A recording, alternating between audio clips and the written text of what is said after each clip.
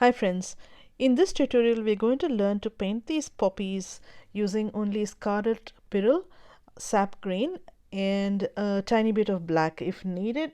With this simple palette we're going to learn to do transparent layering. In a nutshell, the way you'll do transparent layering on any kind of subject is by putting a thin layer, letting it dry and then painting softly on top of the overlapping edges so that you get multiple layers. I hope you enjoy this tutorial. Let me know how you go in the comment section below. Thank you. So I'm starting a new small watercolor painting. It's about A4 size on Hahnemuhle paper. So that's the paper, Hahnemuhle Harmony, 300 GSM, 7 by 10 inch. So it's smaller than A4. And it's a composition of 3 poppies and a few buds. The thought behind this particular tutorial is going to be to learn to do layered and transparent watercolor. So adding layers on the petals here. I've drawn this freehand and very little sketch or very little detail. I'm going to use Daniel Smith paints that I've stored here in this little paddle. Starting the painting first step, and clean my palette up. I'm going to mix the base layer, which is going to be that scarlet orange with a bit of the yellow to make a light and transparent orange. There is also orange here, the Aussie red gold, but I'll just use the red as a layer with a bit of yellow as first layer. So I'm mixing with the orange and yellow a little bit, using a bit more of the yellow. Of water here actually. So there's the dirtier water, cleaner, and the cleanest. Alright.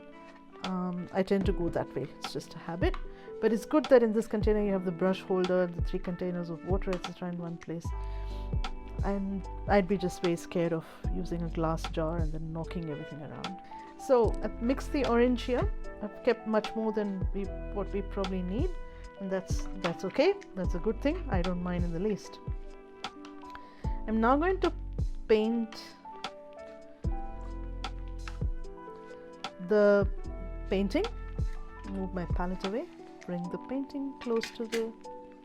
So after mixing my orange paint, the next step was for me to remove any extra graphite from the poppies that we drew. Okay, so that's all. From the stem it doesn't matter much because the stem is anyway dark colored. I'm now going to paint the first flower with plain water. You can also use a very light tint of water if it's easier for you to see where you're painting with water. So it can get a bit annoying to look for it. Light sheen but no puddles of water on it. Alright. While I did all that, this thing dried a little bit. I've added a very light yellow so that you can see where I'm dropping the water. This is the first experiment, alright? So let's start. Just literally using orange. Now watercolors dry much lighter, especially some colors do dry much lighter, especially the yellows and oranges.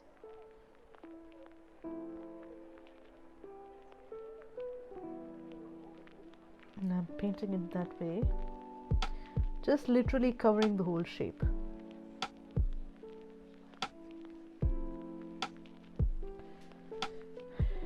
Every painting goes through what's called an ugly duckling stage, and generally this is it when you're laying what's called the mid-tone values. Again, I'm just tinting the water to show you. You can use clean water.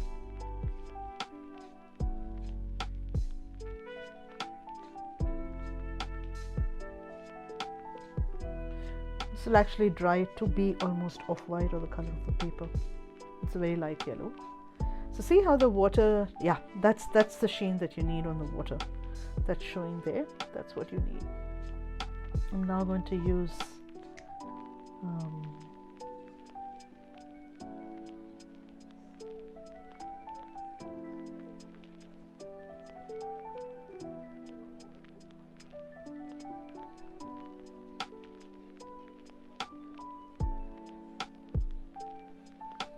Okay.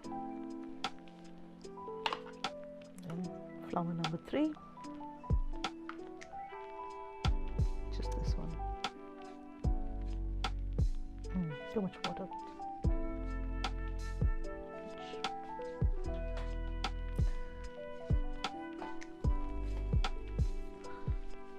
I'm using a paper towel to soak off the extra water in my brush.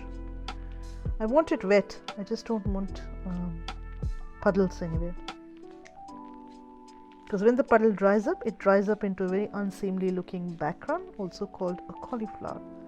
Once you put water on the shape that you want to draw, one good thing about it is that the paint will only run around inside that water. It's not going to get lost and move here and there. That's another good thing.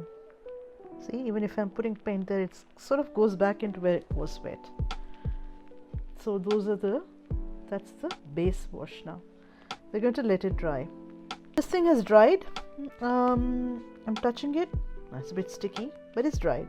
The last flower still drying, but we'll deal with the first layer. Now this is, as you notice, pretty yellow looking. It's not a red poppy, is it? But it's the base layer. So now we're going to add some more color. I'm going to use a bit more red. Add more red. Much more red.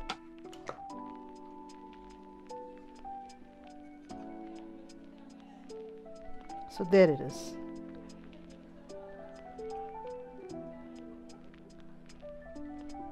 All right. So that's the red that I'm using. Now it's a more red orange. So that's going to be layer number 2. I mixed a sufficient quantity of it, keeping it aside, and going back to adding water. Now, as this layer dries, I'm going to be a bit more careful.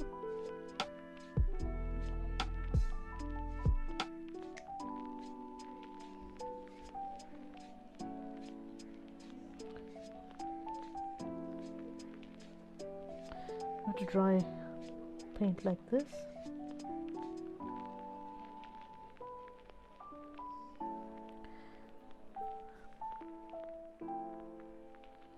And then paint this layer here.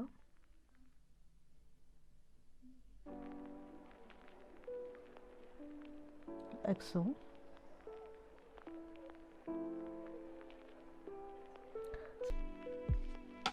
Okay.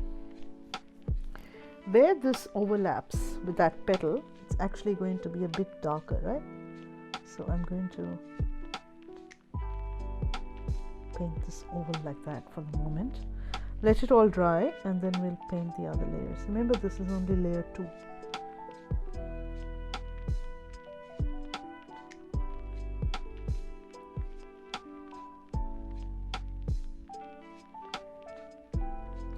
This I want to keep a bit light because this is where the sun is supposed to catch.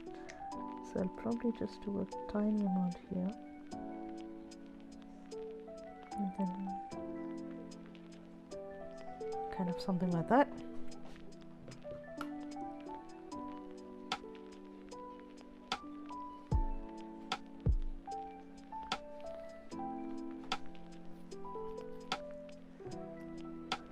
Flower number 1, not bad. I like it the way the yellow is showing. Same deal. See how these petals overlap like this on top and that underneath. So we're going to follow the same principle here. Paint the bottom petal, remove excess water, painting it with water, then removing any additional puddles, adding the red here,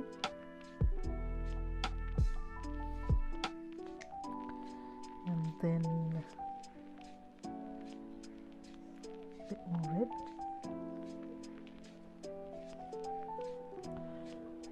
This petal, I want this flower probably be a bit more transparenty, perhaps this layer.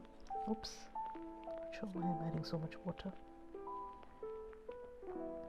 And then painting with scarlet.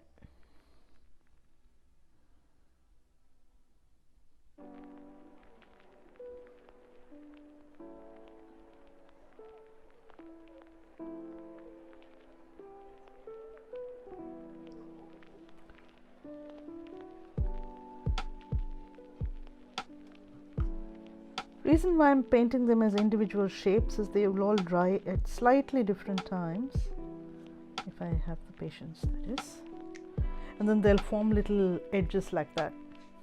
That's the reason why we're doing this.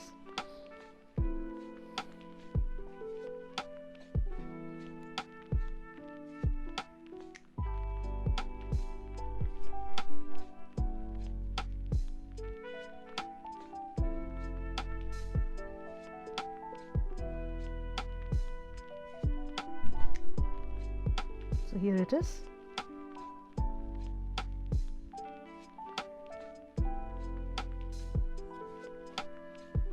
Then I'm doing the next layer of this.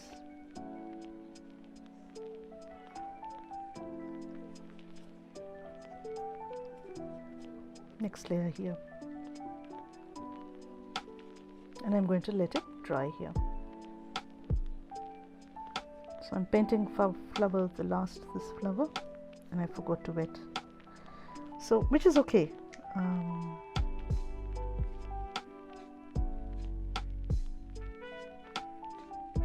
So these are the individual shapes. This triangle, this shape, and then there's this shape.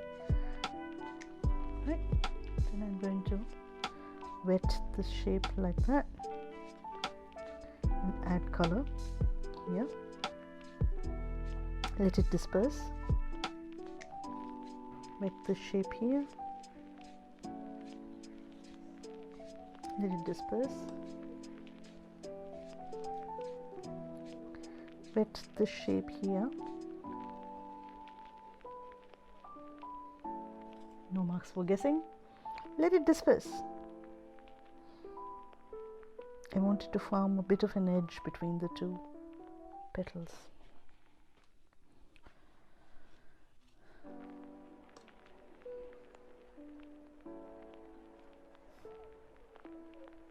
Paint it somewhere there, giving it a bit of a gap for the yellow. Again, painting it somewhere here, giving a bit of a gap.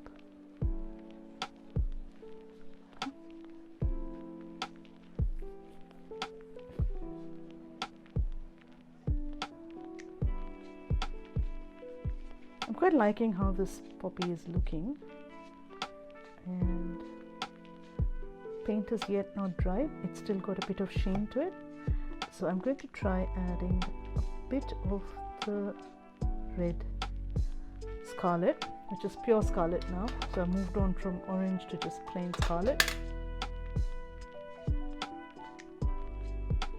where the overlap will be. So it's here, the overlap, and then here. Same thing. It's going to be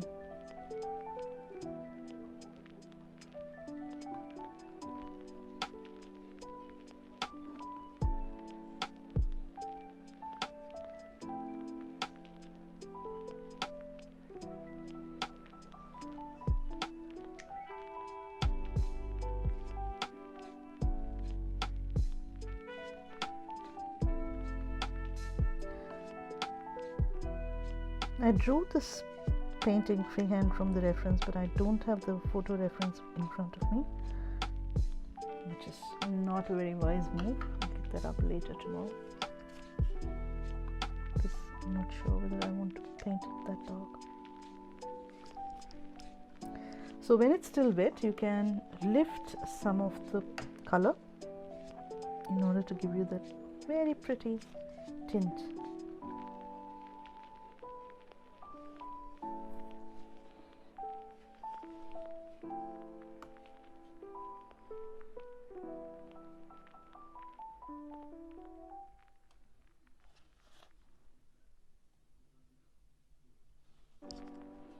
I'm using my paper towel at each instance to remove the extra paint.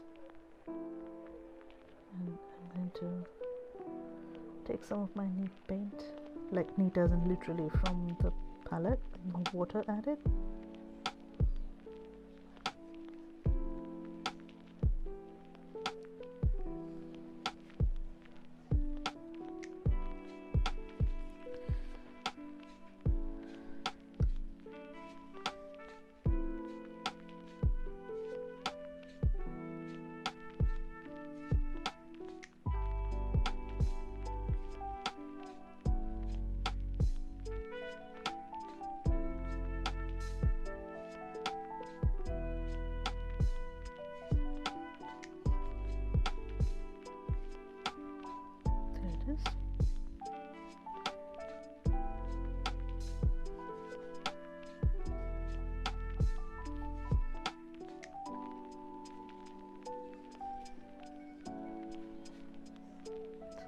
too hard edged here.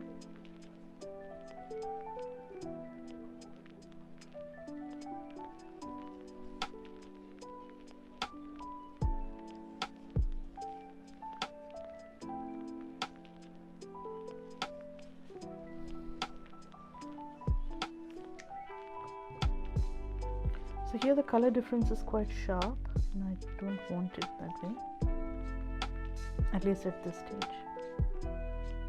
So I'll add a bit more color here, but I want to remove any hard edges. So hard edges are, I might zoom a little bit here. See this bit here? This is the hard edge. This we don't want in a flower, okay? The way to remove it, fix it, hard edges, soften them with water. So I'm taking a clean brush, as in clean damp brush, basically diffusing that line. Okay, doing the same thing here.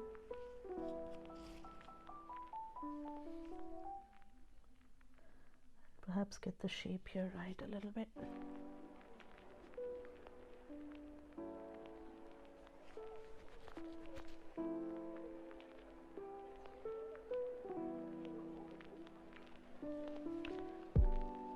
Again, hard edges here, fixing it so there's some reflected light here.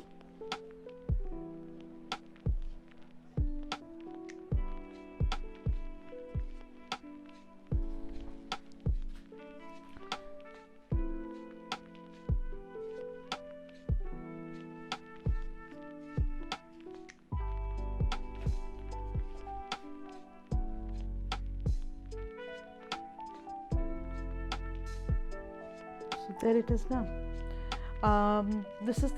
At this stage I'm going to leave this alone, get all the flowers to play with each other, and then perhaps do the sap green, or maybe do that tomorrow or in a couple of hours time.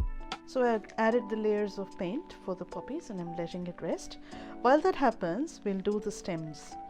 Now what I really want to do is to be able to just paint with red and green. Keep a really simple palette. Because that's probably easier for you to have fewer palette of colors, and also because it's much more natural that way. I'm mixing sap green here on this side and keeping red there, because if we mix the two on one pan, of course we get brown, so it's better to separate the sheep from the goats, apples from pears, etc, etc. Okay, so keeping this, I've taken this with mortar, then I'm going to take a thin layer of green. I'm going to try painting a green stem. So with the green, this is the green, I've taken the green and I'm taking the excess out on the lip of the palette, and then drawing my lines. Just because I want to not go into the biggest stem before I get my warm up, my hand practice to that movement, I prefer going to the smaller stems.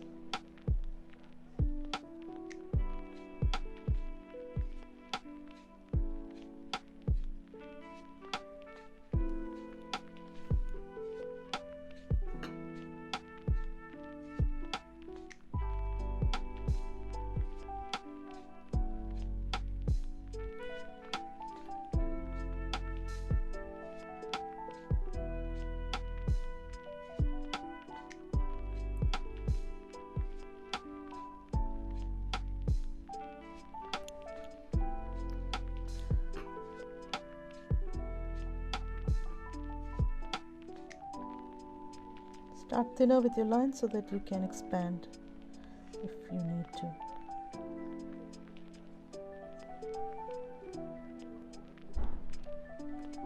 So this is only layer 1.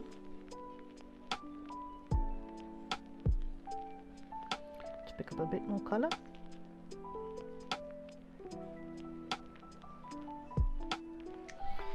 To draw really thin lines, it'll be hard to do it if you do it out of the neat color.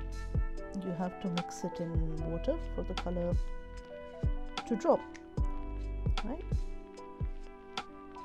How much color you pick up vis-a-vis the water is how dark or light your paint is going to be. Okay. Can marginally go a bit thicker here, I think. If you notice here, there's few bud shapes. It's just red that I added, and then the green on the stems on the side. Now I'm going to add some red to the stems in order to make them brown. See? But it's much more natural this way because there'll be parts of the stem that are green, especially closer to the tip, and there'll be parts that are more woody or brown, close to the bottom.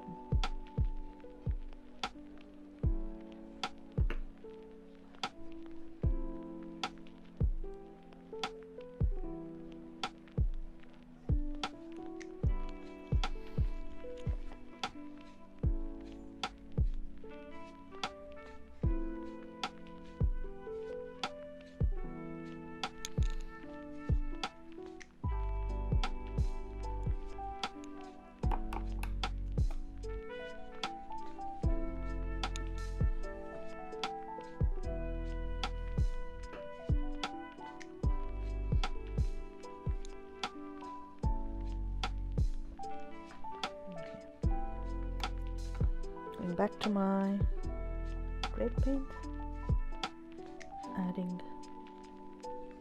taking extra water out on the pan, on the side of the pan, then drawing in the middle of the stem with this.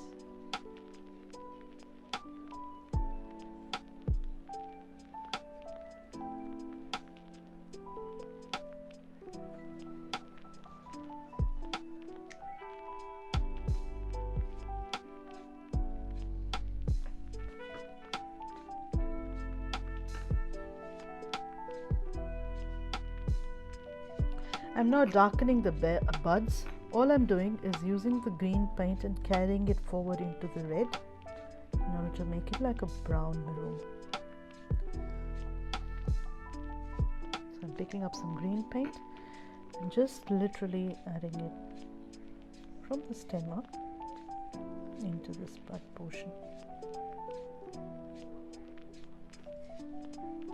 So you see how it's become darker now?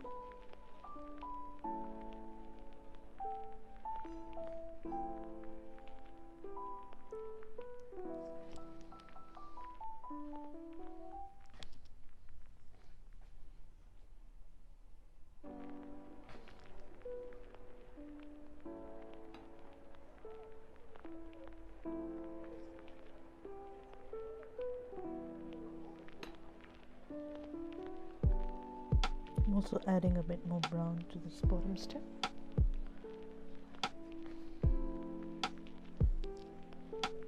And some here.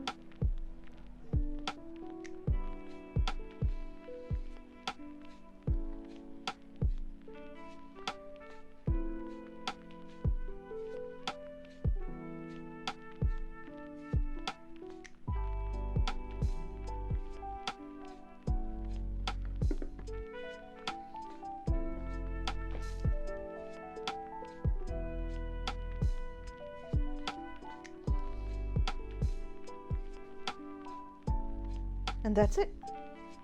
That's a wrap for this painting. Thanks, folks.